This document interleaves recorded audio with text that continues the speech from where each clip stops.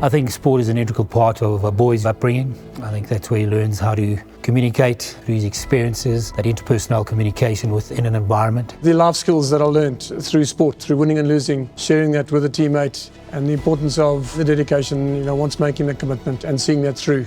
It seriously helps with your social skills, it helps with managing your anxiety in stressful situations. It's the classroom outside of the classroom. We expect them to do compulsory team sport during winter and summer. Summer sports are basketball, cricket, water polo and rowing.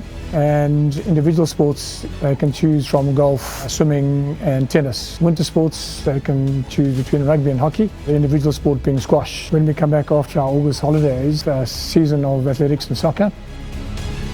St. John's ensures that excellence exists from the top to the bottom, from the boys all the way through to the coaches. I'm glad to say that we have really good coaches and staff. All of these individuals have CVs which go beyond the manners of just school sport. Our rugby coach is also the SA Schools coach. Katlego Lynch had an outstanding season last year, producing 2 SA Schools players for the first time in the history of the school. The rowing coaches here at St. John's are very good. Rowing is headed up by our head coach, Barry McNeese, who's a previous Paralympic South African coach.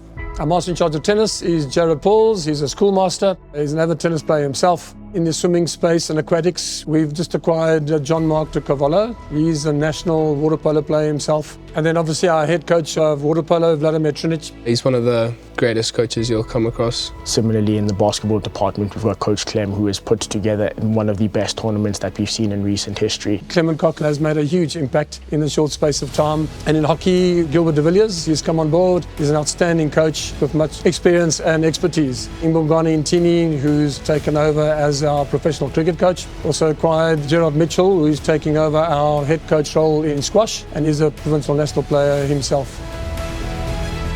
We're continually trying to update our facilities. We've just replaced the hockey AstroTurf carpet. The newly acquired aquatics centre, it's heated so it can be used all year round. It also has an accredited lightning protection. The Nodda Indoor Cricket Centre, it's used on a daily basis, in season and out of season. The High Performance Centre, our gym, has been hugely beneficial for our players and has contributed to the preparation of all our sportsmen under the guidance of sports scientists on the floor. Looking at the wellness, and our newly acquired strength and conditioning coach, Jared Marsh, has joined us from Kaizer Chiefs. Linked to this, we have a biokineticist practice as well as a physio practice which operates from within.